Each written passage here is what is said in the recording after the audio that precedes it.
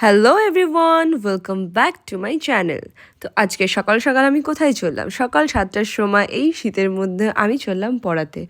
আমি যেহেতু private tuitions করাই, তাই জন্য আগে আমার অভ্যাস না থাকলেও এখন কখনো কখনো আমাকে সকালে উঠতে হয়। আদারওয়াইজ আমি 9টা-10টার আগে কখনোই উঠি না।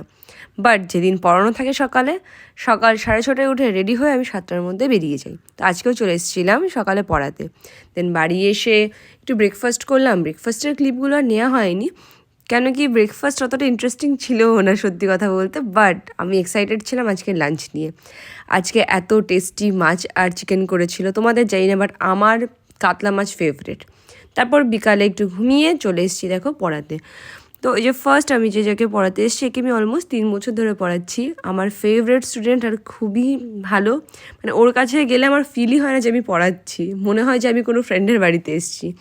তারপর আমি আমার আজকের থার্ড টিউশনে চলে এসেছি, ওকে পড়াচ্ছি। ও ছোটো, অনেকটাই ছোটো।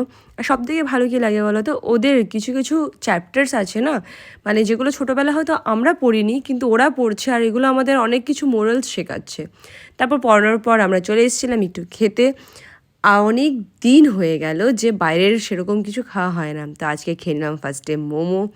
এত দিন পর মোমো খেয়ে মনে হলো প্রাণটা পুরো জুড়ে গেছে। তোমাদের কথা বলতে পারবো না, বাট আই লাভ মোমো। আর এই দোকানের চিকেন তন্দুরি বেস্ট। যে লেগটা থাকে না, দারুণ।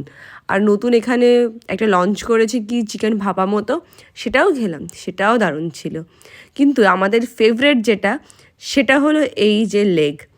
এই লেগ নিয়ে লিট্রির মতো আমরা মারপিট করি, এতই টেস্টি হয়। তো ফাইনালি এটা খেয়ে নিলাম, আর আমার এক্সপ্রেশন দেখলে তোমরা বুঝতে পারবে যে এটা কতটা টেস্টি। মানে এই দোকানের খাবার সত্যি খুব ভালো। আর এভাবে দিনটাকে শেষ করলাম। Thanks for watch.